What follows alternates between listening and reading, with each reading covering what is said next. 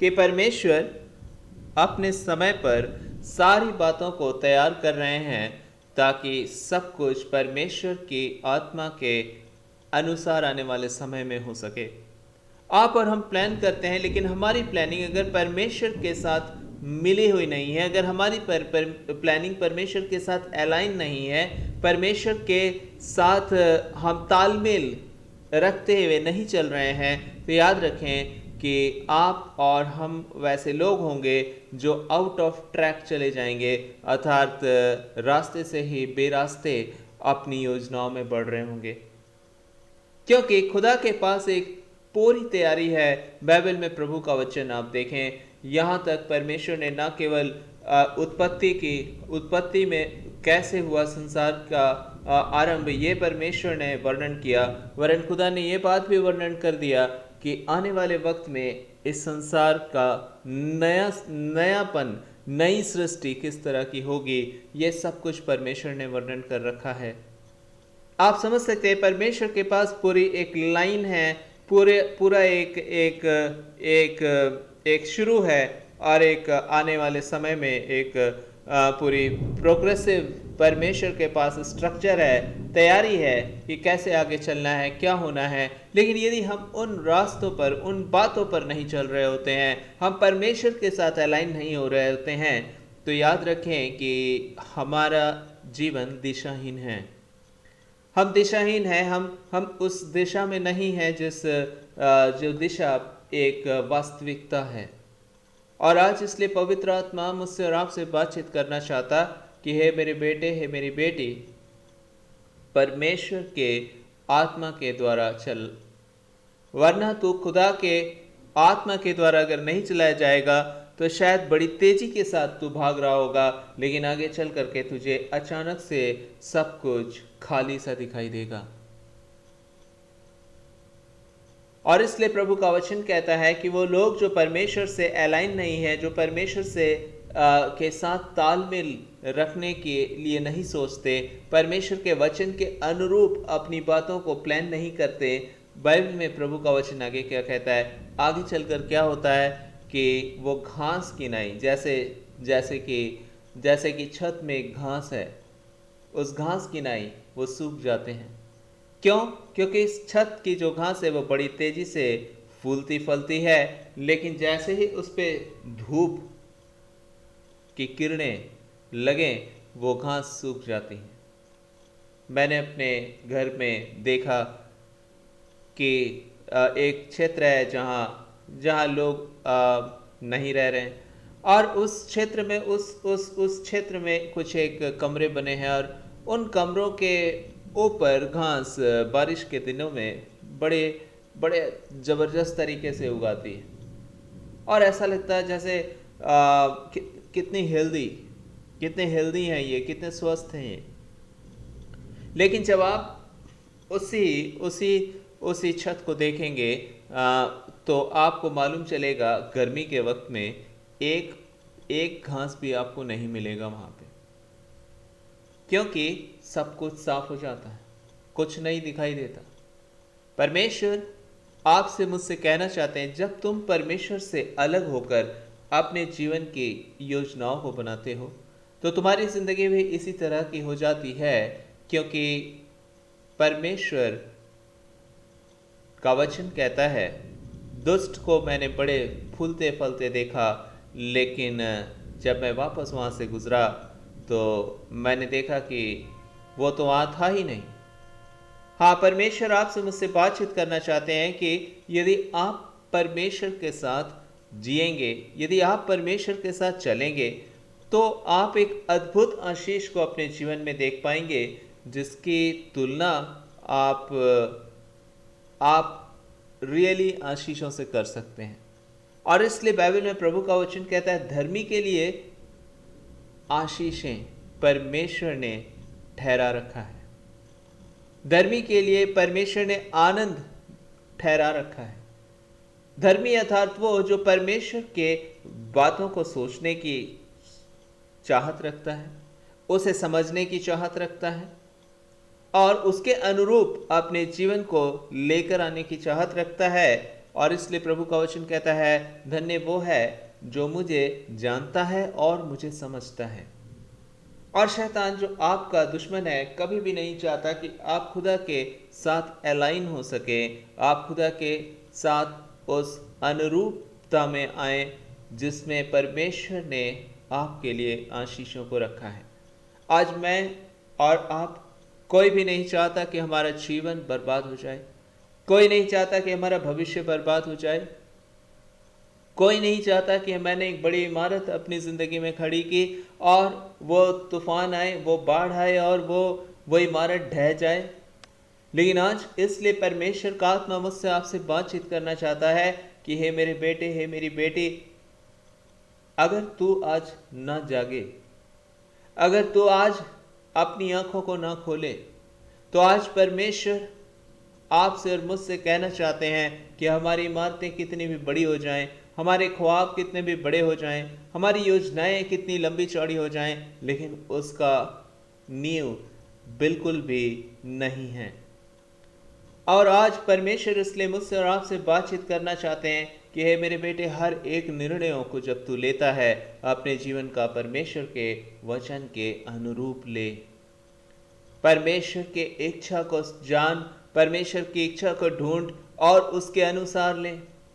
और जब आप ऐसा करने जाएंगे, शैतान आपके लाइफ को बड़े दूर से देख रहा होता है और सोच रहा होता है, ये क्या, इसे तो मैं ठीक बर्बाद कर देता, लेकिन ये तो खुदा को ढूंढने चला। अब तो ये अपने जीवन को जहाँ खुदा से अलाइन कर लेगा, जहाँ खुदा से कनेक्ट कर लेगा, जहाँ खुदा के अनुरूप अगर इसने अपने आप को कनेक्ट करना शुरू कर दिया, तब तो मेरे लिए बहुत मुश्किल है कि मैं इसकी ज़िंदगी को बर्बाद कर सकूं। और इसलिए उस तमाम कोशिशों में पड़ जाता है कि चलो ठीक है, कुछ ना कुछ तो करना होगा कि इसकी ज़िंदगी खुदा में ना रह सके, ये बर्बाद हो जाए। आज इसलिए पवित्र आत्मा आपसे और मुझसे बातचीत करना चाहता है, मेरे बेटे और मेरी बेटी, मत डर, मत डर, मेरा अनुग्रह तेरे लिए बहुत है। मैं इसलिए आया ताकि तुम जीवन पाओ, वरन बहुत आयत का जीवन पाओ। आप यीशु मसीह से, परमेश्वर से अलाइन नहीं हो पा रहे थे, परमेश्वर के साथ आप एक नहीं हो पा रहे थे, लेकिन इसलिए परमेश्वर खुद इस दुनिया में आ गए आपके साथ एक होने के लिए। हम और आप परमेश्वर तक नहीं पहुंच पा रहे थे, लेकिन परमेश्वर खुद आए इस दुनिया में ताकि हम तक वो पहुंच जाएं। परमेश्वर को मालूम था कि ये दुनिया शैतान के द्वारा बिल्कुल बिगाड़ दी गई है। परमेश्वर को मालूम था कि यह संसार बिल्कुल ही परमेश्वर से खोई हुई है। बाइबल में यहां तक कि प्रभु का वचन कहता है, ईश्वर रहित जग में तुम पाए जाते थे। मारा खेबे शबा खाबा मामा शबा रबा शबा रबा। लेकिन परमेश्वर यीशु मसीह जब हमारे जीवन में आए, हम कह सकते नहीं नहीं, ईश्वर रहित क्या, हम तो खुद भी ईश्वर हैं। आप लोगों से जब बात करें, उनके विचार विभिन्न विभिन्न प्रकार के होते हैं ईश्वर को लेकर, लेकिन यदि आप उनसे पूछें क्या मृत्यु पर आप जीत पाएंगे, वो कहेंगे ये तो भगवान ही कर सकते हैं। और फिर जब उनसे पूछा जाए, अच्छा ठीक है, कितने सारे महान व्यक्ति इस पृथ्वी पर आए और मृत्यु पर उन्होंने जय पा लिया, आपको पता चलेगा कि कोई भी ऐतिहासिक प्रमाण नहीं है किसी का भी कि किसी ने मृत्यु पर जय पाया। लेकिन मोक्ष की बातें सभी ने उपदेश के तौर पर कह दी और उसको मानने वाले भी बहुत सारे हो गए, लेकिन उनके पास इस बात का प्रमाण नहीं कि क्या इसके बाद जीवन है, क्या इस बात के द्वारा मैं जीवन को प्राप्त कर सकता हूँ। विचार और ज्ञान की भरमार, लेकिन किताबें बहुत भर जाएं, लेकिन उसमें अगर हम उन बातों का कहीं प्रमाण न देख पाएं और हम जीवन ना प्राप्त करें, तो परमेश्वर का वचन मुझसे और आपसे कहता है कि चाहे एक व्यक्ति जिसके घर में बहुत अनाज हो गया था और वो इतना खुश था, क्यों, मैंने तो बहुत ही बड़ा काम कर लिया, अब तो मेरा प्राण आराम से रहे, खा पी, मैं अपने इलाके को बढ़ाऊंगा जिससे मैं और अधिक क्षेत्रों में अनाज इकट्ठा करूं। और प्रभु कहते हैं, आज ही तेरा प्राण ले लिया जाएगा। हाँ, आपकी बुद्धि, आपकी बढ़ोतरी, आपका ज्ञान, आपकी संपत्ति कितनी भी बढ़ जाए, लेकिन परमेश्वर जिस दिन कहते हैं आज ही तेरा प्राण ले लिया जाएगा और इस प्राण के लिए जाने का कोई जवाब मेरे पास ना हो कि आखिर मैं कहाँ जाऊंगा, आखिर मेरी ज़िंदगी का क्या होगा, तो याद रखें उस वक्त तो जो कुछ भी आपने किया वो धरा का धरा रह जाता। लेकिन बाइबल में प्रभु का वचन कहता जिसने अपने आप को परमेश्वर के साथ अलाइन नहीं किया वो अपनी ज़िंदगी को खो देता है, वह सीधा नरक चला जाता है और वो कभी भी वापस नहीं आ पाता उस स्थान से, क्योंकि परमेश्वर का दंड उस पर होता है कि इसने तो केवल ज्ञान प्राप्ति में, इसने तो केवल धन संपत्ति में अपने मन को लगा दिया, लेकिन इसने उस प्रामाणिकता को नहीं ढूंढा जहां जीवन है। अलशाखाबा माशेबेरा खाबा रबा शबा रबा। और आज इस समय परमेश्वर का आत्मा इसलिए मुझसे और आपसे बातचीत करना चाहता है, इसलिए वो जीवन देने वाले परमेश्वर इस पृथ्वी पर आए और उन्होंने आकर जीवन को प्रकट कर दिया, मृत्यु को उन्होंने खत्म किया और तीसरे दिन मृतकों में से जी उठकर मुझे मेरे सामने आपके सामने ऐतिहासिक तौर पर बीच में पूरे इतिहास के मध्य में आकर खड़े होकर यीशु मसीह ने कहा मार्ग सत्य और जीवन मैं हूँ, मार्ग सत्य और जीवन मैं हूँ, जीवन मैं हूँ, मार्ग मैं हूँ, सत्य मैं हूँ। और यीशु मसीह का धन्यवाद दें कि वो तीसरे दिन मृतकों में से जी उठे और प्रमाणित किया कि जीवन है, जीवन है मृत्यु के जवाब में। और परमेश्वर यीशु मसीह कहते हैं मैं इसलिए नहीं आया कि मैं जीवन पाऊं, लेकिन मैं इसलिए आया हूं ताकि तुम जीवन पाओ, क्योंकि जीवन तो हमने खो दिया था। परमेश्वर से दूर होकर हमने जीवन खो दिया था क्योंकि हम परमेश्वर से अलाइन नहीं थे।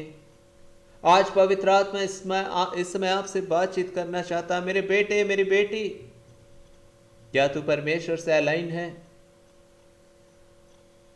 परमेश्वर की इच्छा है कि जीवन के हर एक बात में आप परमेश्वर के साथ उसकी इच्छा को ढूंढें, आप उसे ढूंढें, आप यीशु मसीह से प्रार्थना करें और उससे पूछें। और परमेश्वर जब आपकी अगुवाई करे कि मेरे बेटे मेरी बेटी मेरे वचन को पढ़, मेरी बातें मैंने तेरे लिए उस वचन में लिख रखा है। पिछले समय में मैं एक भाई से मिला और वो बहुत ही दुखी थे, बहुत ही दुखी, रो रहे थे और उन्होंने आकर कहा कि मेरे लिए प्रार्थना करिए क्योंकि मैं बहुत परेशान, मैं कई वर्षों से अपने विवाह के संबंध में बहुत ही दुखी हूँ। मेरी पत्नी मुझे छोड़कर चली गई और लगभग 13 केसेस हमारे बीच हैं आज, और मुझे नहीं समझ में आता क्या हो गया, सब कुछ हो गया। और परमेश्वर का धन्यवाद हो, उसी समय मैंने उनसे पूछा क्या आपने किस रीति से विवाह किया, आपने किस रीति से विवाह किया? क्योंकि बाइबल में प्रभु के अनुसार विवाह के निर्णयों को लेना आवश्यक है। हर एक विषय पर परमेश्वर ने आपके और मेरे जीवन को अपने वचन दिए हैं। जब हम परमेश्वर के वचन के अनुरूप चल करके अपने जीवन के निर्णयों को लेते हैं तो परमेश्वर की महिमा हो कि हम उन बातों में परमेश्वर की सुरक्षा, परमेश्वर की आशीष और परमेश्वर की भलाई को देखते हैं। मुझे तुरंत ही समझ में आ गया कि इतनी समस्याओं का ये व्यक्ति जब सामना कर रहा है, और मैंने उनसे 2-4 सवाल कहे परमेश्वर के वचन के अनुसार, और उन्होंने कहा हाँ मैंने तो ऐसा पाप किया है, हाँ मैंने तो ये गलती की है, हाँ मैंने परमेश्वर को छोड़ उस रीति से अपने जीवन में विवाह का चुनाव किया, उन बातों को त्याग करके परमेश्वर के वचन के विरोध में जाकर मैंने अपने विवाह के पात्र को चुन लिया और मैंने उससे शादी कर ली और मेरी जिंदगी बर्बाद हो गई। अलशकाबा मा शेबेरा खाबा रबा।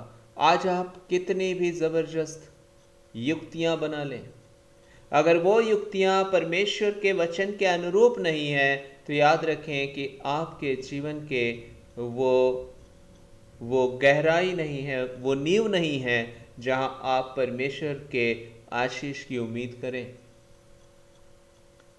यदि आप परमेश्वर के आशीषों में जड़ पकड़ना चाहते हैं तो आपको और मुझको आवश्यक है कि हम यीशु मसीह में जड़ पकड़ें। ये ना सोचें कि परमेश्वर की आशीषें किसी अन्य व्यक्ति के हाथ रखने के द्वारा आप पर आ जाएंगी। ये ना सोचें कि आपकी जिंदगी में परमेश्वर की आशीषें एक दिन किसी एक प्रार्थना और उसके बाद कभी भी कोई परमेश्वर से रिश्ता नहीं। अगर आप इस तरह के जीवन में परमेश्वर के साथ उम्मीदों में पाए जाते हैं तो ये हाय इस तरह के विचारों में। परमेश्वर निश्चय किसी न किसी एक दिन आपको चुनते हैं, और लेकिन प्रभु की इच्छा है कि आप उस दिन से प्रभु में बढ़ें, आप रुक ना जाएं। परमेश्वर की इच्छा है कि आपकी कनेक्टिविटी, आपका संबंध परमेश्वर से प्रतिदिन हो, प्रत्येक रात हो, प्रत्येक सुबह हो, ताकि आपका जीवन यीशु मसीह की आत्मा के द्वारा चलाया जाए। परमेश्वर की इच्छा है कि आप प्रभु में जड़ पकड़ें। जब आप प्रभु में जड़ पकड़ेंगे, अपने विवाह के विषय में निर्णयों को लेंगे, अपने कार्यों के विषय निर्णयों को लेंगे। परमेश्वर का वचन कहता है, वह मेरे हाथों के, हे परमेश्वर तू हमारे हाथों के कार्यों को दृढ़ कर। ऐसा परमेश्वर के वचन में लिखा है। और प्रभु का वचन इस रीति से आगे बताता है कि वो आपको बरकत देते हैं। बाइबल में परमेश्वर ने एक जन को चुना, दाऊद को। क्यों? क्योंकि प्रभु का वचन कहता वो मेरे मन के अनुसार मिल गया है। मतलब परमेश्वर का हृदय, दाऊद का हृदय परमेश्वर से कनेक्टेड था। दाऊद अपने जीवन में एक छोटा बालक था, लेकिन उस समय भी उसके ख्याल, उसके विचार खुदा को ढूंढते थे और खुदा के अनुरूप अपने जीवन में चलने की चाहत रखते थे। और परमेश्वर की महिमा हो कि खुदा ने उसका बदला उसको दिया। परमेश्वर के अनुरूप वो चलता था, उसको उसके जीवन में परमेश्वर ने, इसलिए उस अनुरूप चलने की वजह से खुदा ने उसको ऊंचाइयों पे चलने के लिए खींच लिया। वो एक चरवाहा था, लेकिन खुदा ने उसको अपने पूरे इज़राइल देश का चरवाहा बना दिया। उसे पूरे इज़राइल देश का परमेश्वर ने राजा बना दिया, ताकि उसके लोगों को परमेश्वर के अनुरूप चलने में वो अगुवाई करे, जैसा कि वो चलता था परमेश्वर के साथ। और इसलिए परमेश्वर ने उसको चुना ताकि वो परमेश्वर के अनुरूप बाकी लोगों को भी, पूरे इज़राइल को परमेश्वर के साथ चलने में अगुवाई करे। ओ शाखा बारबा शबारबा। और प्रभु का वचन ये भी कहता है कि परमेश्वर ने दाऊद से वाचा बांधी कि आने वाले भविष्य में मैं तेरे वंश को आशीष दूंगा, और ना केवल तू लेकिन तेरा वंश इस्राएल के राजगद्दी में विराजमान रहेगा। परमेश्वर ने आशीष दिया दाऊद को ताकि वो और उसका घराना आगे चल करके परमेश्वर के ठहराए हुए इज़राइल देश पर राज्य करे। खुदा ने, जब दाऊद परमेश्वर के साथ चलने लगा, खुदा ने केवल उसको आशीष नहीं दी, उसके आने वाली पीढ़ियों को परमेश्वर ने आशीष दे दिया। जब आप परमेश्वर के साथ चलेंगे, परमेश्वर आपको नहीं, आने वाली पीढ़ियों को भी आशीष देंगे। और शैतान इसके विरोध में सारी कोशिशों में लगा रहता है, इसमें कोई शक नहीं। लेकिन खुदा की योजनाएं जो आपके लिए भली हैं, उनको शैतान रोक नहीं सकता, क्योंकि परमेश्वर के सम्मुख शैतान कुछ नहीं कर सकता। बाइबल में प्रभु का वचन इसलिए कहता है, पृथ्वी के गहरे स्थान उसी के हाथ में हैं और पहाड़ों की चोटियां भी उसी की हैं। सर्वोच्च परमेश्वर है वो। मनुष्यों के विचार में बहुत सारे विचार हो सकते हैं, लेकिन परमेश्वर के तुल्य, बाइबल में साफ साफ परमेश्वर का वचन कहता है, मेरी तुलना तुम किससे करोगे। ओ बाशारा खेबे रखा बामा शबारबा। और ये उसी परमेश्वर का वचन है जो आप सुन रहे हैं। यदि आज आप अपना जीवन उस परमेश्वर के साथ अलाइन कर लें, यदि आज अपना जीवन उस परमेश्वर के अनुरूप आप ले आने के लिए प्रार्थना करें, परमेश्वर का वचन कहता है वो अपना हाथ बढ़ाएंगे और आपको थाम लेंगे, क्योंकि हम अपनी कोशिश से तो उसके अनुरूप नहीं आ सकते, लेकिन वो अपने अनुग्रह से मुझे और आपको अपने अनुरूप उठाता है, अपने अनुरूप लेकर आता है। बाइबल में प्रभु का वचन कहता है दाऊद खुदा के द्वारा चुना गया। आगे चल करके शैतान की नज़र उस पर पड़ गई और वो कहता ठीक है, इसे तो खुदा के रास्ते पर चलने से गिराना पड़ेगा। और उसके जीवन में आंखों की अभिलाषा, शरीर की अभिलाषा, शैतान ने उसके जीवन को इन बातों के द्वारा परमेश्वर के रास्ते से बेरास्ता कर दिया। उसने विवाह की बात तो दूर, उसने किसी और की पत्नी को देखकर उसका लालच किया और उसे अपनी पत्नी कर लेने के लिए उसके असली पति को मरवा दिया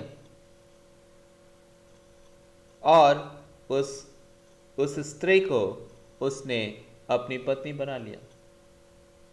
आप देख सकते हैं ये परमेश्वर के वचन के विरोध में था और इसलिए परमेश्वर ने इसका दंड दाऊद को दिया। आज पवित्र आत्मा इस समय आपसे मुझसे बातचीत करना चाहता है। आप और हम नहीं चल सकते हैं परमेश्वर के रास्ते पर अपनी योग्यता से, ये परमेश्वर जानते हैं। और आज इसलिए प्रभु कहते हैं कि मत डरो, मैं तुम्हारे साथ हूं। क्यों कहते हैं? क्योंकि तुम मेरे साथ बहुत समय रहोगे और बहुत समय चले जाओगे, क्योंकि शैतान तुम्हें ले जाने की ताकत रखता है, लेकिन मैं तुम्हारा साथ नहीं छोड़ूंगा, मैं तुम्हें नहीं त्यागूंगा। तुम मुझे कई बार त्यागोगे, लेकिन मैं तुम्हें नहीं त्यागूंगा। कब? जब तुम मुझे अपना जीवन दोगे, कब? जब तुम मुझे अपना प्रभु और अपना अधिकार दोगे कि मैं तुम्हारी हिफाजत करूं। और इसलिए ही यीशु मसीह के नाम से परमेश्वर इस दुनिया में आए, ताकि वो मेरे और आपके पाप के तमाम कार्यों के बावजूद हमारे जीवन पर अपना अधिकार ले, ताकि हमारी ज़िंदगी जो हमारी निर्बलताओं की वजह से शैतान के द्वारा इधर उधर उछाली जाती है, बर्बाद की जाती है, वो सारी बातों को परमेश्वर दूर करे और अपने सामर्थी हाथों से हमें संभाल ले। बाइबल में प्रभु का वचन कहता है, यीशु मसीह कहते हैं, और इसलिए यीशु मसीह आए ताकि वो हम में बसे, वो हम में निवास करे, वो हमारे जीवन के हर उन बातों को जो हमारे जीवन में परमेश्वर से मिलने से हमें रोकती हैं, उन बातों को यीशु मसीह ने ओ रबा शबा रखा बारबा, यीशु मसीह ने उन बातों को मिटा दिया। यीशु मसीह ने उन बातों को खत्म कर दिया। यीशु मसीह ने उन सारे श्राप को ही उठा लिया। मारा खे बेशा खा बारबा शबा रबा रबा। इन दिनों यक बहुत समय जब बीमारी आने लगी तो इंसान ने सोचा ठीक है, इस बीमारी का इलाज मैं कैसे करूं। और इसलिए जब पोलियो एक बीमारी, बड़ी भयंकर बीमारी जिसमें शरीर के अंग जो हैं वो बेकार हो जाते हैं, और इसलिए साइंटिस्ट ने जान लिया ओ ये ऐसा वायरस है और इसलिए इसका हमें तोड़ खोजना होगा, इसे हटाने के लिए कोई दवाइयाँ निकालनी पड़ेंगी। और इसके बाद उन्होंने खोजने के बाद कुछ दवाइयों का आविष्कार किया, और जब वो आविष्कार हो गया, बच्चों को छोटे में ही उन पोलियो की दवाइयाँ दी जाने लगी।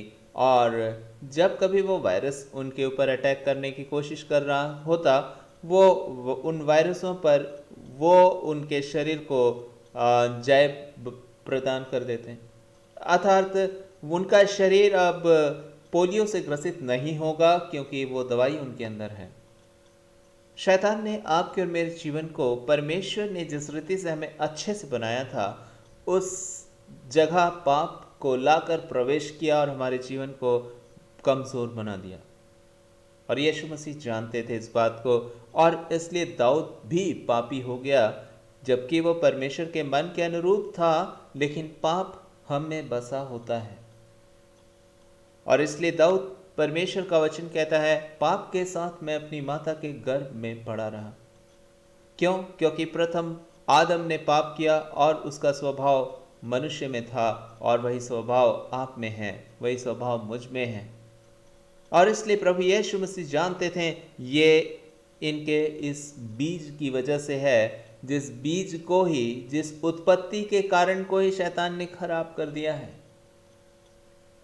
अगर एक पेड़ के फल खराब इसलिए आ रहे हैं क्योंकि उसके बीज में खराबी है, तो वो उस पेड़ का दोष नहीं है, लेकिन वो दोष इस वजह से है क्योंकि उसके बीज में वो कमी है। और इसलिए बाइबल में प्रभु का वचन कहता है मनुष्य जाति के बीज को ही शैतान ने बिगाड़ दिया पाप के द्वारा। और इसलिए यीशु मसीह आए इस पृथ्वी पर मनुष्य बनकर, ताकि मनुष्य के उस बीज को फिर से परमेश्वर से जोड़ दे। इसलिए मनुष्य बनकर वो इस पृथ्वी पर आए, ताकि मनुष्य के द्वारा किए गए पापों को वो अपने शरीर में ले, शरीर के द्वारा किए गए पाप शरीर में ले लिए जाएं और शरीर का दंड शरीर में दे दिया जाए। लेकिन अब वो शरीर नहीं था, एक दूसरा शरीर आ चुका था जो परमेश्वर ने तैयार किया था। परमेश्वर ने एक नया शरीर तैयार किया था जो आदमी के द्वारा पैदा नहीं हुआ, लेकिन परमेश्वर की आत्मा के द्वारा पैदा हुआ था, और वो खुद यीशु मसीह है।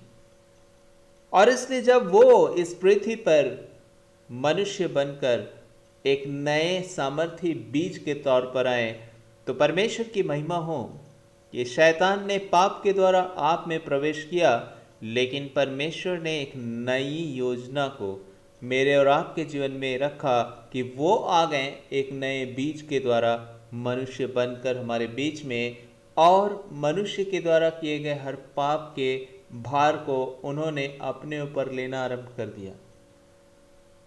क्रूस पर एक एक दंड को वो अपने ऊपर लेते गए, अपने ऊपर लेते गए, अपने ऊपर लेते गए, और उन्होंने उन तमाम दंड को खत्म किया जो आप और हम नहीं खत्म कर सकते, क्योंकि हम तो पहले से ही गिरी हुई दशा में पाए जाते हैं। यीशु मसीह ने कभी पाप भी नहीं किया क्योंकि वो बिल्कुल ही उत्कृष्ट बीज थे, वो परमेश्वर थे।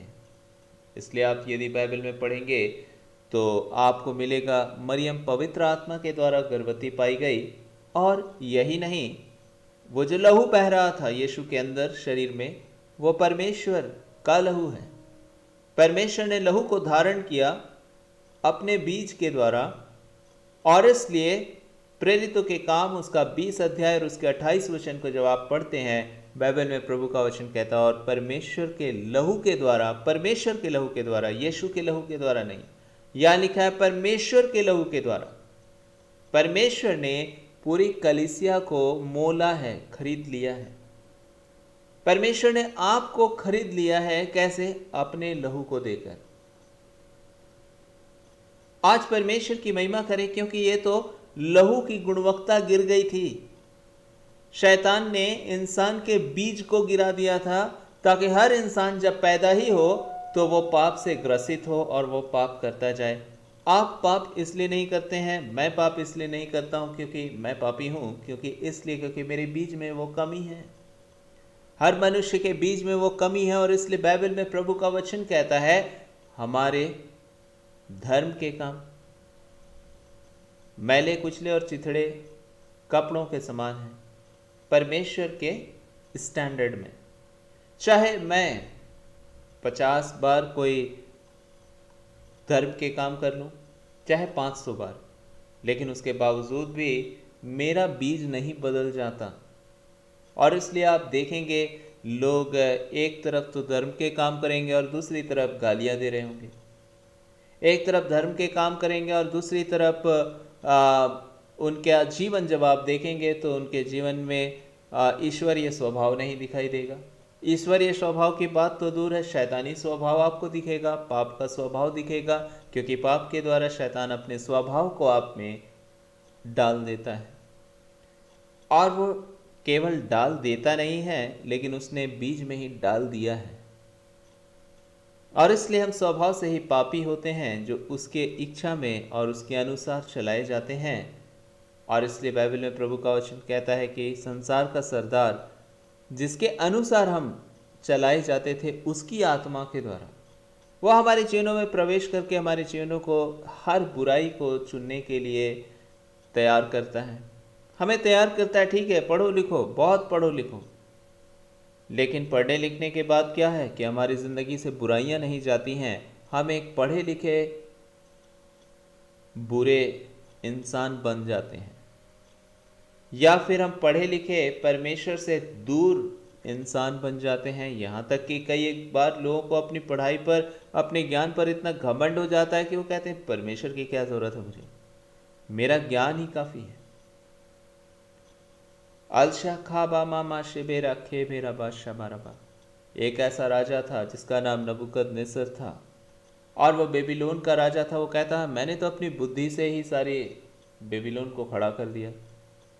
आज के ज़माने में भी देखें, लोग कहेंगे हाँ मैंने इतनी पढ़ाई की, इतना ज्ञान और इतना मेहनत किया, सब कुछ किया और बहुत किया है, और मैं हूँ इस, मैंने किया है और इसलिए मैं इस उपलब्धि को हासिल कर चुका हूँ। यूं ही थोड़ी ना। इसी रीति से वो राजा भी सोच रहा था, ऐसे ही थोड़ी ना ये बेबीलोन बन गया। वो अपने छत पर टहल रहा था और कहता है कि मैंने किया है ये।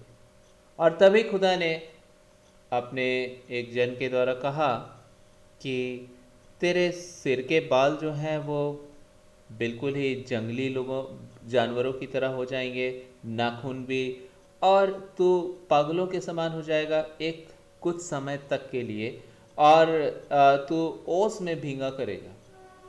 और इसी प्रकार से हुआ कि वो बिल्कुल ही अपने होश हवास को खो देता है और वो उसके उसके नाखून जो हैं वो चिड़ियों के समान बड़े बड़े हो जाते हैं, उसके बाल वैसे बिगड़ जाते हैं, उसका दिमागी हाल बिगड़ जाता है। और क्यों खुदा ने ये किया? ताकि खुदा उसे बताना चाहते थे कि देख, तू नहीं है जो ये कर पाया, लेकिन ये मैं था जिसने तुझे ये सामर्थ्य और बुद्धि दिया था।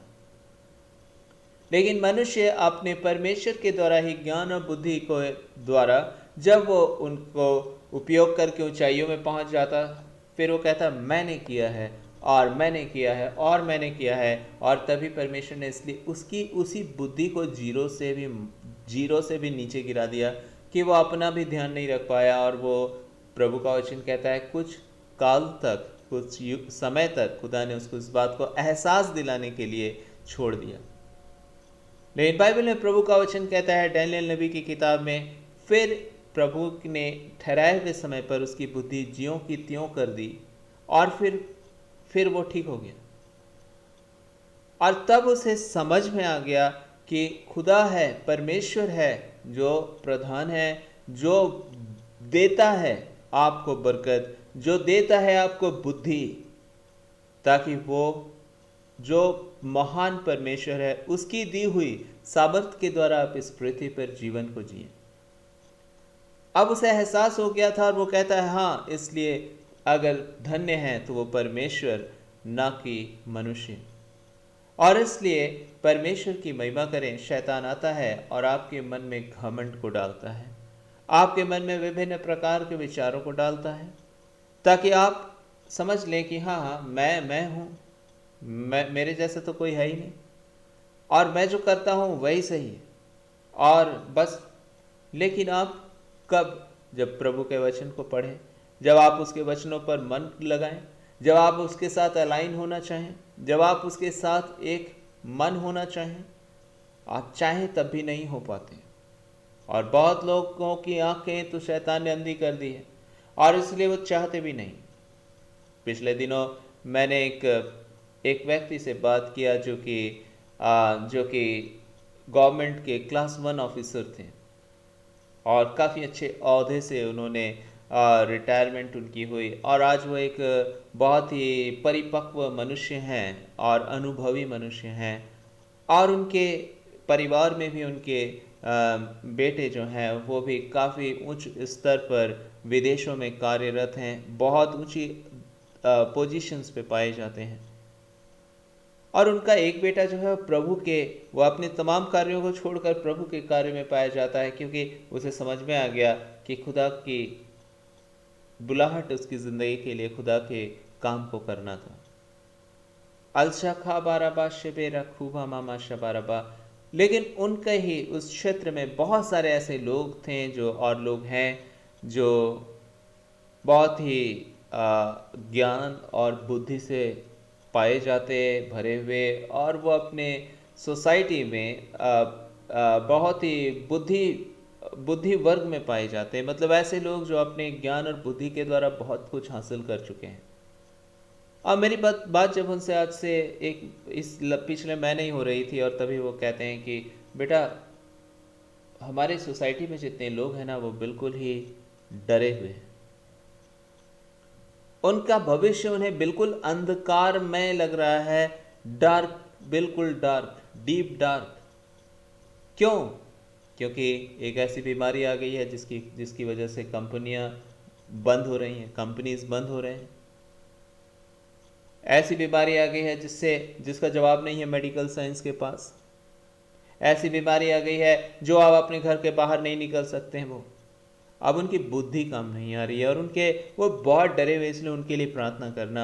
मैंने परमेश्वर को धन्यवाद दिया कि मनुष्य तो परमेश्वर उस स्तर पर लाकर खड़ा करते ताकि मनुष्य समझ ले कि उसकी ज्ञान और उसकी बुद्धि सीमित है। वो जो परमेश्वर पर भरोसा करते हैं उन्हें तो कोई डर ही नहीं। बीमारियां आती हैं, जाती हैं, क्योंकि प्रभु उनको सुरक्षित रखने की जिम्मेवारी लेते हैं।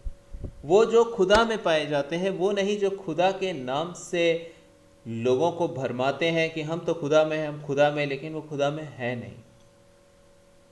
और इसलिए वो असुरक्षित हो जाते हैं, वो गिर जाते हैं, वो मर भी जाते हैं, और बहुत लोग मारे गए हैं। वो लोग जो यीशु मसीह के नाम से जाने जाते थे कि हाँ, ये लोग तो मसीही हैं, लेकिन वो मारे गए इसलिए क्योंकि उनका जीवन मसीह में जड़ पकड़ा हुआ नहीं था, क्योंकि उनकी नींव परमेश्वर के साथ गहराइयों में नहीं पाई जाती थी। लेकिन वो मनुष्य जो प्रभु के साथ गहराइयों में पाया जाता है, मारा बादशाह खेबे रखा बामा, ये उसकी योग्यता बुद्धि नहीं, उसका परमेश्वर जानता है कि उसको कैसे सुरक्षित रखना है। और इसलिए मैं परमेश्वर को धन्यवाद देता हूँ। मैं इन दिनों उन देश में पाए जाने वाले, उन देश के करीब पाए जाने वाले भाइयों को जानता हूँ जो दिन और रात काम करते रहें, और उनके देश की जो सीमा थी वो बिल्कुल ही इटली से लगी हुई थी, जिस देश में सबसे पहले बहुत ज़्यादा बीमारी का असर आया। लेकिन वो भाई, एक दिन भी उसने अपने जॉब से छुट्टी नहीं लिया, और वो अपने काम पर प्रतिदिन जाता रहा, और वो उसी देश के बॉर्डर से उसका देश लगा हुआ है, और वो हर दिन लोगों से मिलता जुलता रहा, और आज तक खुदा ने उसे स्वस्थ और तंदुरुस्त रखा है। क्यों? क्योंकि परमेश्वर को मालूम है कि जो मेरे बेटे हैं, जो मेरी बेटी है, उनका भरोसा मुझ पर है, अपने ज्ञान और बुद्धि पर वो जीवित नहीं है। वो तो परमेश्वर के ऊपर भरोसा रखते हैं, और इसलिए परमेश्वर की महिमा हो, वो सर्वोच्च परमेश्वर है। परमेश्वर आज भी, ना केवल आज से हजारों सालों पहले काम किया कर रहे थे, हजारों सालों को खुदा के नज़र में तो कुछ है ही नहीं। खुदा वचन कहता है कि एक दिन 1000 वर्ष के बराबर है। आपको और मुझको लगता नहीं, नहीं, खुदा तो पुराने हो गए हैं, क्योंकि 1000 वर्ष पहले लोग खुदा खुदा पूछा करते थे, परमेश्वर परमेश्वर, अब तो पुराने हो गए। याद रखें, परमेश्वर पुराने नहीं हो गए। लोग हजारों सालों पहले मर गए, और अभी भी जो पाए जाएंगे वो भी मर जाएंगे, लेकिन वो नहीं मरेंगे जो बाइबल में परमेश्वर कहते हैं, जो मुझे जानता है यदि वो मर भी जाए तो भी जीवित रहेगा, क्योंकि वह मृत्यु से पार होकर जीवन में प्रवेश कर चुका है। पता है, आप और हम इस संसार में, दुनिया के वैज्ञानिक तो अभी दवाइयों की खोज में लगे हैं, लेकिन परमेश्वर ने तो हमें मृत्यु का भी जवाब दे रखा है। परमेश्वर ने तो मृत्यु को भी खत्म कर दिया है उनके लिए जो परमेश्वर पर विश्वास करते हैं। और अब तो परमेश्वर की आत्मा के द्वारा वो जीवित हैं। यीशु मसीह कहते हैं, क्योंकि मैं जीवित हूँ इसलिए तुम भी जीवित रहोगे, क्योंकि मैं जीवित हूँ इसलिए तुम भी जीवित रहोगे। क्यों? क्योंकि यीशु ने अपना बीज आपके अंदर डाल दिया और एक आपको नया इंसान बना दिया। वो जो मसीह पर विश्वास करते हैं, मसीह ने अपने आप को उनके अंदर डाल दिया है। अब जो मसीह यीशु पर विश्वास करते हैं कि हाँ, वो इसलिए आया था ताकि मेरे गुनाहों की सज़ा उठाए, ताकि मेरे इस हालात से, दुर्दशा से मुझे बाहर निकाले। बाइबल में प्रभु का वचन कहता है कि एक नया मनुष्य बनाया गया है परमेश्वर के द्वारा, वो पुराना मनुष्य नहीं है, एक नया मनुष्य है, और वो नया मनुष्य मसीह यीशु में पाया जाता है। जब परमेश्वर इस पृथ्वी पर आए तो उन्होंने एक नए नए पीढ़ी को जन्म दे दिया है, और वो पीढ़ी यीशु से शुरू होती है और यीशु के जैसी है। क्यों, कैसे? क्योंकि यीशु कहते हैं अब मैंने जो जीत हासिल कर लिया है, अब मैं इसी जीत को तुम्हारे अंदर डाल रहा हूं। मैं खुद आ रहा हूं और तुम्हारे अंदर मैं आ जाऊंगा, और जब मैं तुम्हारे अंदर आ जाऊंगा तो ये मृत्यु तुम पर हावी नहीं हो पाएगा, ये बीमारियां तुम पर हावी नहीं हो पाएंगी। अब जैसे मैं स्वर्ग में हूं वैसे तुम भी इस पृथ्वी पर होगे। हाँ, परमेश्वर के नाम की तारीफ करें। मसीह में आप एक नई सृष्टि हैं। परमेश्वर ने आपको नया बना दिया है। आप वो नहीं हैं जो संसार में पुराने जीवन को जीने वाले लोग हैं। इनके पास और पूरी दुनिया के पास पढ़ाई हो सकती है, ज्ञान हो सकता है, लेकिन यीशु मसीह जीवन देने आए थे, जिस जीवन को उन्होंने प्रकट किया, और अपनी आत्मा के द्वारा वो आप में आते हैं, प्रवेश करते हैं और आप में अपना जीवन डाल देते हैं। आप इसलिए नहीं बदल जाते हैं क्योंकि आपको कोई नया ज्ञान मिल गया है। आप इसलिए नहीं बदल जाते हैं क्योंकि आपको कुछ नई बातें आपने सीख ली हैं। आप इसलिए बदल जाते हैं और आपके पास इसलिए एक नया जीवन होता है क्योंकि जीवन का स्रोत जो मसीह यीशु है वो खुद आते हैं और आपके अंदर प्रवेश करते हैं, और आप में अब केवल वो जीवन नहीं है जो शैतान के द्वारा गिरा दिया गया था, लेकिन जब यीशु आपके जीवन में आते हैं तो उस जीवन को जो पुराना था आपके जीवन से दूर कर देते हैं, और आपके जीवन में वो नया जीवन ले आते हैं जो आपके अंदर बढ़ता जाता है। परमेश्वर का धन्यवाद दें। इसलिए प्रभु यीशु कहते हैं, अंश अंश करके मसीह के स्वरूप में परमेश्वर आपको बदलते जाते हैं। शैतान ने आपको अपने जैसा बना दिया था, संसार को अपने जैसा बना दिया था। लाखों पढ़ाई कर ले, लाखों अच्छी बातें सीख ले, लेकिन जब बीज में ही वो चीज़ें घोल कर डाल दिया है शैतान ने, तो स्वभाव से तो पाप मनुष्य करेगा ही, स्वभाव तो बदलता नहीं। लेकिन खुदा का धन्यवाद हो कि परमेश्वर ने हमें एक नई सृष्टि बनाने के लिए बुलाया है, और ये सब काम यीशु मसीह करते हैं आपके जीवन में प्रवेश करके।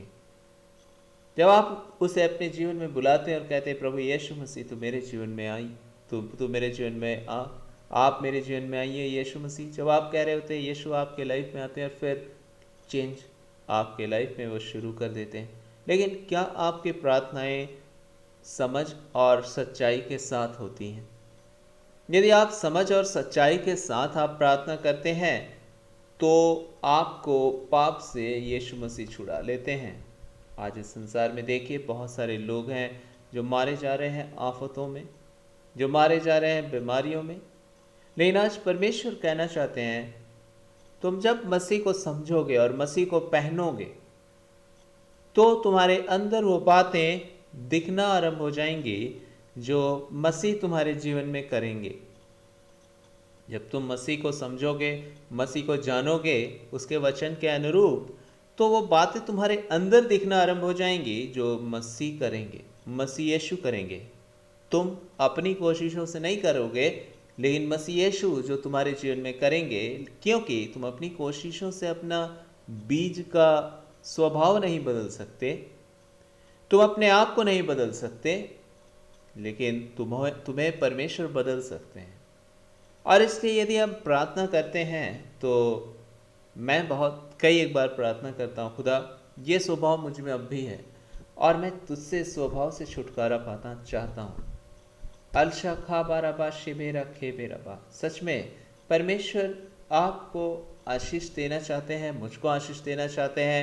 जब परमेश्वर का आत्मा मुझे किसी विषय पर, आपको किसी विषय पर बता रहा होता है कि बेटा ये इस विषय पर प्रार्थना कर अपने जीवन के लिए, इस स्वभाव के से छुटकारे के लिए प्रार्थना कर अपने जीवन के लिए, मैं परमेश्वर का धन्यवाद देता हूँ। बाइबल में प्रभु का वचन कहता है जो कुछ हम उसके नाम से मांगेंगे वो हमारे लिए पूरा करेगा।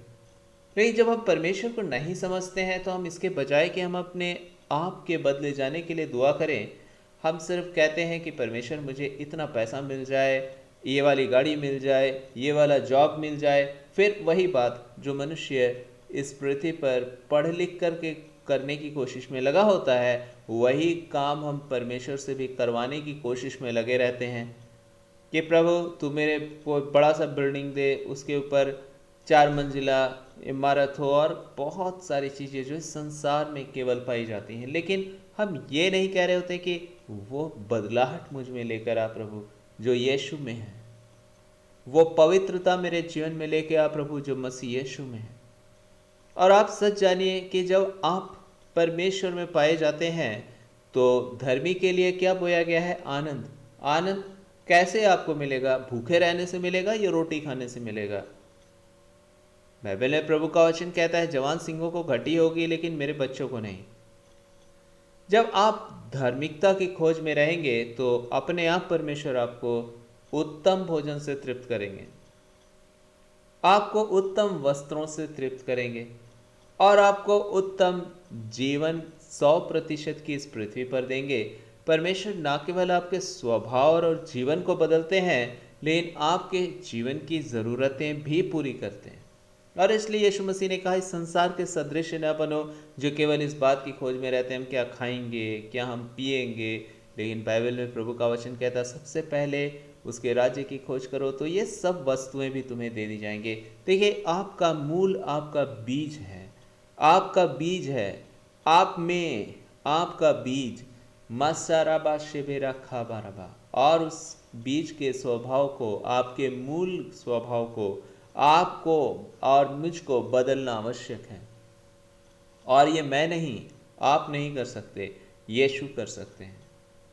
और इसलिए आप जब बाइबल में पढ़ेंगे, नए नियम को पढ़ें, पौलुस के लिखी हुई पत्रियों को पढ़ें, आपको पता चलेगा एक नया मनुष्य परमेश्वर की ओर से तैयार किया गया है, एक नया ब्रीड तैयार किया गया है, एक नई जाति बनाई गई है परमेश्वर के द्वारा जो अब केवल पुरानी जाति नहीं है, मनुष्य नहीं है वो, लेकिन वो मसीह में नई सृष्टि है। अब वो मसीह की जिंदगी है जो एक मनुष्य जी रहा होता है, एक मसीह की जिंदगी है जो एक मनुष्य जी रहा होता है। लेकिन एक मसीह की जिंदगी एक मनुष्य कब जी रहा होता है, आप उससे मिलेंगे तो आपको समझ में आ जाएगा। जिसमें मसीह का स्वभाव है वो मसीह का जीवन अपने आप में प्रकट करता है। एक बड़ी सी गाड़ी में मसीह ने मुझे बड़ी बरकत दी है कि मैं बड़ी सी गाड़ी में घूमता हूँ और बगल से गालियाँ देता निकलता हूँ और बोलता हूँ प्रेज द लॉर्ड, प्रभु ने मुझे बहुत बड़ी गाड़ी दे दी है। ये बरकत नहीं है। ये गाड़ी तो दुनिया में और लोगों के पास भी है लेकिन मसीह का जीवन नहीं है। जो बड़ी गाड़ियों में घूम रहे होते हैं या छोटी गाड़ियों में घूम रहे होते हैं, गाड़ियाँ आपके जीवन के को मसीह के आशीष को प्रदर्शित नहीं करती। गाड़ियाँ फल नहीं हैं, क्योंकि गाड़ियाँ तो कोई भी खरीद सकता है जो पैसे कमा ले, लेकिन मसीह का स्वभाव उसी के अंदर होता है जो मसीह को अपने जीवन में पहनता है, जो अपने जीवन में अपने बीज के बदले जाने के लिए दुआ करता है। शैतान ने आपके और मेरे नस्ल को गिरा दिया, लेकिन परमेश्वर ने मसीह यीशु में मनुष्य के नस्ल को फिर से उठाया है। और बाइबल में प्रभु का वचन कहता है हमें अपने साथ स्वर्गीय ऊंचाइयों में उठाया है। परमेश्वर ने मसीह यीशु में ऊंचाइयों पर उठाया है। आपको जो गिरी हुई दशा में, मनुष्य जो गिरी हुई दशा में था, परमेश्वर ने उसे ऊंचाइयों में उठाया है। यीशु मसीह कभी नहीं मरेंगे, आप और हम भी कभी भी नहीं मरेंगे, क्योंकि मसीह हम में जीवित है। मसीह यीशु का स्वभाव पवित्र और शुद्ध है, ये आपका भी स्वभाव पवित्र और शुद्ध है। क्यों? क्योंकि मसीह आप में जीवित है।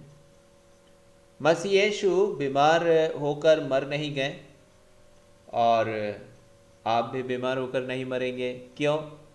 क्योंकि मसीह आप में जीवित है। अब जैसे मसीह हैं वैसे आप हैं, क्योंकि मसीह आप में जीवित है। मसीह मृत्यु से हार कर मर नहीं गए, आप भी मृत्यु से हार कर मर नहीं जाएंगे, क्योंकि मसीह आप में जीवित है। वो मसीह का आत्मा, वो मसीह जो उस शरीर में थे जो परमेश्वर की आत्मा के द्वारा तैयार किया गया था, अब वही परमेश्वर आप में प्रवेश करते हैं और आपको अपनी आत्मा के द्वारा चलाते हैं। और इसलिए परमेश्वर क्या कहते हैं, यीशु मसीह क्या कहते हैं? मैं तुम में होऊंगा और तुम मुझ में होगे। और यीशु मसीह एक और बात कहते हैं, इस संसार का सरदार आता है और मुझ में उसका कुछ नहीं। अर्थात शैतान आ रहा है, लेकिन शैतान का मसीह में कोई हाथ नहीं है, कोई प्रभाव नहीं है। क्यों? क्योंकि वो वही तो है दुष्टता का मूल, शैतान। लेकिन यीशु मसीह में उसका कोई प्रवेश ही नहीं हो सका, जबकि उसने आदम और हवा में प्रवेश करके इंसानी नस्ल को खराब कर दिया, लेकिन मसीह के अंदर वो प्रवेश नहीं कर सका, क्योंकि यीशु मसीह खुद परमेश्वर है। वो सर्वोच्च परमेश्वर है और इसलिए क्योंकि वो सर्वोच्च परमेश्वर है, शैतान उस पर हावी नहीं हो सका। और जब वो परमेश्वर मुझ में आकर मेरे जीवन में प्रवेश करते हैं, मेरे पापों को उन्होंने क्षमा किया इसलिए क्योंकि मैंने उनसे दुआ की। मैं परमेश्वर तक नहीं पहुंच सकता था, परमेश्वर इसलिए मुझ तक पहुंचे और आज भी पहुंचना चाहते हैं। और आज मेरे और आपके लिए ये जीवन है परमेश्वर की ओर से। और याद रखें, इसका अर्थ ये नहीं है कि केवल परमेश्वर आपको बहुत ही अच्छा स्वभाव दे देंगे और उसके बाद आप भूखों मरेंगे। नहीं, मारा शे अरबा शा खा बारबा। यीशु मसीह कहते जवान सिंहों को घटी होगी लेकिन मेरे बच्चों को नहीं। देख लीजिए, आज भूखों मरने वाले वो लोग हैं जो पढ़े लिखे लोग हैं। देख लीजिए, आज उनके पास रोटियों की कमी हो गई है। देख लीजिए, आज उनके पास अंधकार से भरा हुआ भविष्य है। देख लीजिए, आज उनकी पढ़ाई उनके कोई काम नहीं आ रही है। देख लीजिए, आज उनका घमंड चूर हो गया है। मारा शाखा बारा खेबे रबा। आज उनके मेडिकल इंश्योरेंस काम नहीं आ रहे हैं, क्योंकि इस बीमारी का तो इलाज ही नहीं है। बादशाह खे रखा बा मामा शबा। लेकिन धन्य है आप, अगर मसीह आप में जीवित है। आपको डर नहीं लगता, इसलिए नहीं क्योंकि आप के पास इंश्योरेंस है, लेकिन आप इसलिए नहीं डरते क्योंकि मसीह आप में जीवित है। आपको पता है कि आप दुआ करते हैं तो कैंसर ठीक हो जाता है, तो ये बीमारी आपके अंदर कैसे प्रवेश कर सकेगी जब मसीह आप में जीवित है। आपकी दुआएं दूसरों की चंगाई के लिए काम आ रही हैं, तो ये बीमारी आप में कैसे प्रवेश नहीं कर सकती, क्योंकि मसीह आप में जीवित है। इसलिए परमेश्वर का वचन कहता है कि महामारी और महारोग आएंगे, लेकिन उनमें कोई भी तेरे करीब नहीं आ सकेगा। क्यों? क्योंकि मसीह तुझ में जीवित है। आज मेरे आपके जीवन के लिए परमेश्वर का धन्यवाद दें। वो सर्वोच्च सर्वशक्तिमान परमेश्वर ना केवल स्वर्ग में है, लेकिन वह मुझ में जीवित है। मारा शे अरबा शा खे बेरबा खाबा रबा। ये बीच बीच में जो ये शब्द, जिन भाषाओं को ना आप समझते, जो ना मैं समझता, ये किसी स्कूल में नहीं पढ़ाई जाती, लेकिन ये पवित्र आत्मा के वरदान कौन देता है? वो मसीह जो मुझ में जीवित है। और ये भाषाएं कहाँ पे हैं? जो स्वर्ग के परमेश्वर आपकी बातों को आपकी आत्मा के द्वारा सुन रहे होते हैं, जो पवित्र आत्मा आपको सिखा रहा होता है। ये किसी स्कूल में नहीं सिखाया जा सकता और किसी किसी किसी के ज्ञान के अंदर की बातें नहीं है, वरन आपका ज्ञान भी इन शब्दों को नहीं जानता है, क्योंकि मसीह का आत्मा जो आप में जीवित है, वो आपके आत्मा के साथ उस परमेश्वर से आपको जोड़ता है, जो आपको मजबूती देता है, जो ना केवल परमेश्वर स्वर्ग में जीवित है, लेकिन वह मुझ में जीवित है। और इसलिए परमेश्वर आपको अपने वरदानों से भरते हैं, ताकि आप और भी अधिकाई के साथ उस जीवन में बढ़ें, ताकि आप और भी अधिकाई के साथ परमेश्वर से उस स्तर पर प्रार्थनाएं करें जो एक मनुष्य के सिखाए गए भाषा में नहीं होता है। एक बच्चा बचपन से सीखता है हिंदी, इंग्लिश और अपने कल्चर के लैंग्वेज को, भाषा को, लेकिन परमेश्वर जिस दिन आपको अपनी भाषा में बात करने का वरदान देते हैं, आप आत्मा में उस भाषा से बातचीत करना आरंभ कर देते हैं। किससे? उस महान परमेश्वर से। और धन्यवाद दें कि भाषा मनुष्य को कम्युनिकेट करने के लिए दी जाती है कि आप अपनी बातों को दूसरों तक पहुंचाएं। और परमेश्वर भी प्रार्थना, अन्य ने भाषाओं का वरदान, जो अभी कई एक बार परमेश्वर का आत्मा मेरे और आपके मध्य अभी भी कहता है, आप याद रखें ये किस लिए प्रभु देते हैं? ताकि हम परमेश्वर के से कम्युनिकेट कर सकें, उससे मिल सकें, उससे बात कर सकें। पवित्र आत्मा परमेश्वर ने अपने वरदान के तौर पर आपको, मुझको दिया। क्यों दिया है? ताकि आप एक नई सृष्टि जब हैं तो आप परमेश्वर से अधिक बातचीत कर सकें, परमेश्वर से अधिक ग्रहण कर सकें, उस स्तर पर जा सकें जिस स्तर पर परमेश्वर आपको ले जाना चाहते हैं। शैतान को आप नहीं देखते, लेकिन आपके विरोध में बहुत सारी कार्य करता रहता है। इसलिए परमेश्वर कहते हैं, ठीक है, अभी तू बहुत कुछ नहीं समझ रहा है, इसलिए मेरी आत्मा तेरे लिए वो सब भी कुछ करने वाली है जो तू नहीं समझ पाता, क्योंकि तेरा विरोधी वो काम कर रहा होता है जो तेरी बुद्धि नहीं समझती। इसलिए अब मेरी आत्मा तेरे तरफ से काम करेगी, जो भी शायद तेरी बुद्धि नहीं समझ पाती है, लेकिन तुझे अब मैं प्रोटेक्शन दूंगा। कहने का अर्थ है, एक छोटा बच्चा जो है वो एक छोटी लड़ाई लड़ सकता है, लेकिन जब उसका विरोधी एक बड़ा दुष्ट हो जाए, तब तो उसका पिता आता है और कहता है कि ठीक है, अब मैं तुझे सामर्थ दे रहा हूँ, तेरे हाथों के द्वारा तू इसे पटक देगा। लेकिन एक बात याद रखना कि वो ताकत जो उस दुष्ट के ऊपर जय दिला रही है, वो तेरी नहीं है, वो मेरी है। हाँ, ये आपकी सामर्थ नहीं है कि आप जयवंत जीवन जिएंगे, लेकिन परमेश्वर की सामर्थ है कि आप जयवंत से बढ़कर जीवन जिएंगे, तब जब आप परमेश्वर की आत्मा की सामर्थ में होकर जीना शुरू कर देंगे, जब आप प्रार्थना करना आरंभ कर देंगे अन्य भाषाओं में, जब आप अपना जीवन समर्पित कर देंगे परमेश्वर के हाथों में, जब आप अपने जीवन के निर्णयों को अपने बुद्धि से नहीं, लेकिन उसकी आत्मा में होकर, उसकी आत्मा में जो मसीह आप में जीवित है, उसमें होकर जब आप अपने निर्णयों को लेंगे, तो आप एक जयवंत से बढ़कर जिंदगी जिएंगे। आज इस समय आइए हम अपने सरों को झुकाएं, प्रार्थना करें। दाऊद गिर गया, उसने आंखों की अभिलाषा, शरीर की अभिलाषा में जीवन को जिया।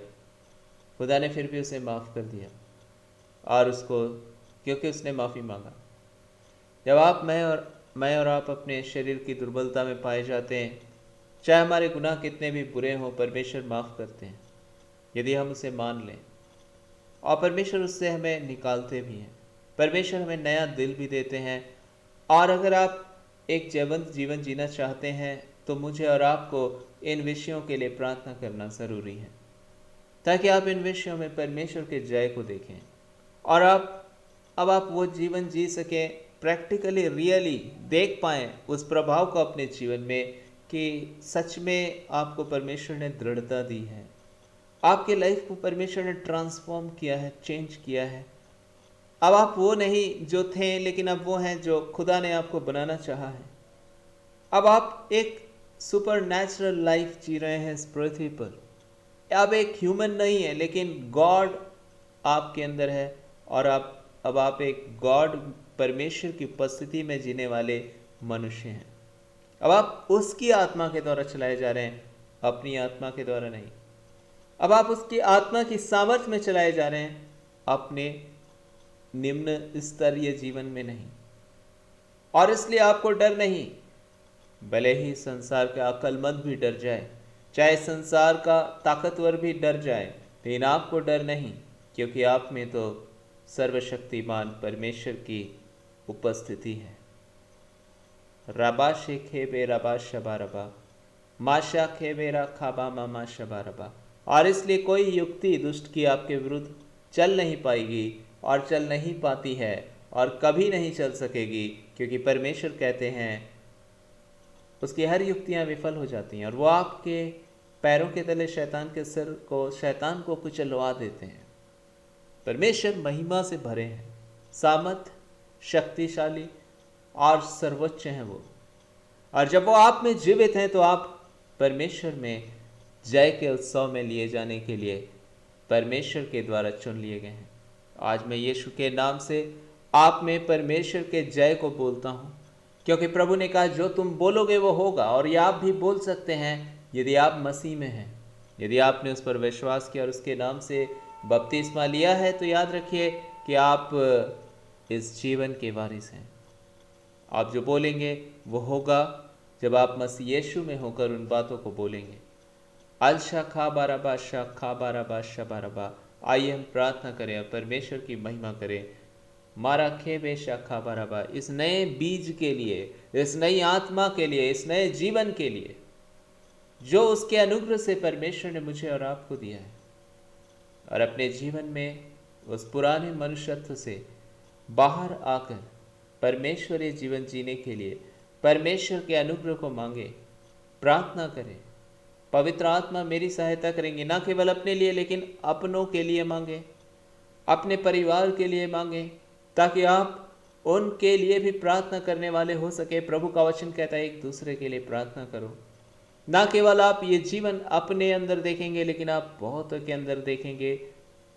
परमेश्वर की महिमा आपके जीवन में और आपके प्रार्थनाओं को जब आप करेंगे उनके जीवनों में भी आप देख पाएंगे, क्योंकि खुदा प्रार्थनाओं को सुनते हैं। यीशु मसीह के पवित्र और सामर्थी नाम से आइए हम अपने सरों को झुकाएं और परमेश्वर को धन्यवाद दें इन अनुग्रह से भरी हुई आशीषों के लिए। पवित्र परमेश्वर, हम आपके बच्चे हैं इसलिए क्योंकि आपने अपना आत्मा हमें दिया है। धन्यवाद हो मेरे परमेश्वर। हम आपके बच्चे हैं क्योंकि आपका आत्मा हम में जीवित है। परमेश्वर, हम आपका धन्यवाद देते और आपके उन तमाम आत्मिक वरदानों के लिए धन्यवाद देते जो आपने हम में से बहुतों को दिया, और दुआ करते हैं जिन्होंने अब तक नहीं पाया उन्हें भी दीजिए प्रभु, ताकि उनकी ज़िंदगी भी आप में बढ़े। पवित्र परमेश्वर, ताकि वह आपके प्रेम को, आपकी पवित्रता को और आपकी सामर्थ के द्वारा सामर्थी हो और शैतान उन पर हावी ना होने पाए।